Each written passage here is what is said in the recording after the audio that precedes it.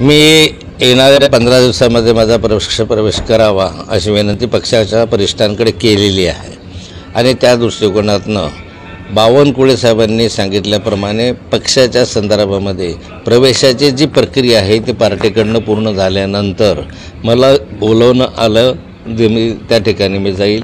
दिल्लीला माझा प्रवेश व्हावा अशी माझी इच्छा आहे आणि त्याप्रमाणे मी या 15-20 दिवसामध्ये माझा प्रवेश करून निवडणुकीच्या कामाला लागेल असं त्यांनी म्हटलं नाही आहे.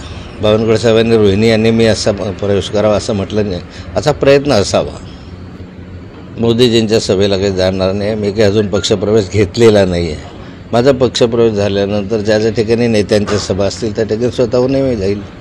मी रोहिणीताईशी या संदर्भात कुठलीही चर्चा केली नाही. रोहिणीताई स्वतंत्र आहे, त्यांची फॅमिली स्वतंत्र आहे. जरी आम्ही एकत्र दिसत असलो तरी ते स्वतंत्र आहे.